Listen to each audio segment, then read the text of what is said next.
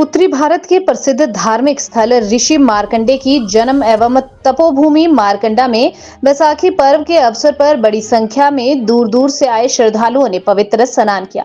प्राचीन मान्यता के अनुसार मानसिक व चर्म रोगों से मार्कंडे में स्नान करने से मुक्ति मिलती है। इसी स्थल पर धर्मशास्त्रों के अनुसार ऋषि मार्कंडेश्वर का जन्म हुआ था। बाल्यकाल में ही उन्होंने शिव का घोर तप कर यमराज को हराकर मृत्यु पर विजय पाई थी।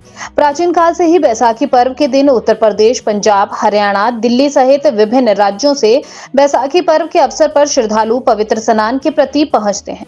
आज भारी संख्या में दोनों से आए सुधार लोगों ने ऋषि मार्कंडा के दर्शन कर शुभ आशीर्वाद प्राप्त किया। शासन प्रशासन की ओर से यहां पर श्रद्धालुओं के प्रति विभिन्न सुविधाओं का प्रबंध किया गया है।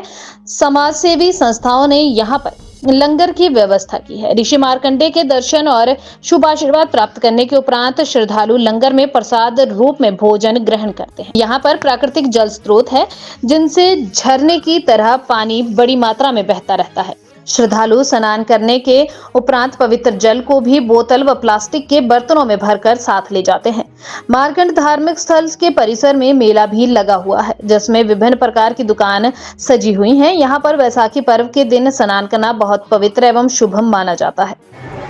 मैं कहना चाह रहा हूँ जी, जितना मुझे मालूम है कि मार्कंडे महाराज के जो माता पिता थे, उनके पिता का नाम मृकंडू था जी। तो मार्कंडे के जो पिता थे, उन्होंने पुत्र प्राप्ति के लिए जो है भगवान से मांग की थी। तो पुत्र प्राप्ति जो उनके भाग्य में पुत्र नहीं था, लेकिन फिर भी मतलब जो उन्होंने घोर तप करके जो है पुत्र तो प्राप्त हो गया। लेकिन भगवान ने ये कहा कि पुत्र तो आपको मिल जाएगा, लेकिन उसकी आयु बहुत कम होगी। तो मार्कंडे महाराज की जो आयु थी, जो 12 वर्ष थी, तो कुछ जब मार्कंडे महाराज जो थे थोड़े पहले छोटे बालक थे, जब बड़े हो गए तो अपने माता पिता को तप करते हुए देखा।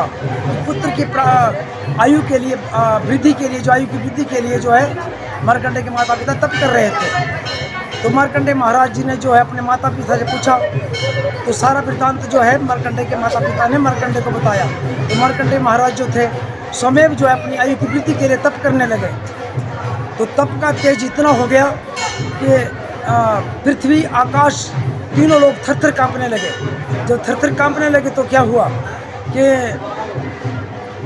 इंद्र ने जो है अपनी अप्सराओं को मार्कंडे के तप को भंग करने के लिए भेजा। तो यह हमारे एक बॉडी है, वो मोदी के नाम से विख्यात है, और ऊपर रोहिणी है। ये इंद्र की अप्सराएं थी। तप के प्रभाव से अप्सराएं नज़दीक नहीं आ सकी। तो ये मतलब बॉडी के रूप में अब यहाँ पर बह रही है। और उसके बाद यमराज ने जो है अपने दूतों को भेजा। तो दूत भी तप के प्रभाव से मार्कंडे के नज़दीक नहीं आ सके। तो उसके बाद जो है यमराज स्वयं जो मार्कंडे महाराज को ले जाने के लिए स्वयं आए। तो छोटा सा बालक, 12 वर्ष का बालक है, आयु पूर्ण हो चुकी है। मार्कंडे महाराज की आयु पूर्ण 12 वर्ष ही थी। तो बालक ने जो है यमराज को देख कर डर के मारे जो है शिवलिंग को जोर से पकड़ लिया। और जब शिवलिंग को जोर से पकड़ा तो क्या हुआ कि भोले शंकर जो है शिवलिंग से प्रकट हुए।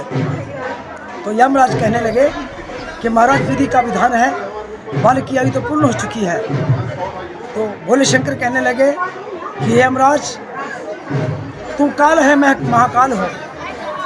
अकाल मृत्यु हो मरे जो काम करे चंडाल का, काल उसका क्या करे जो भक्त है महाकाल का। इसलिए 12 वर्ष बीतेंगे तो मार्कंडे का एक पल बीतेगा।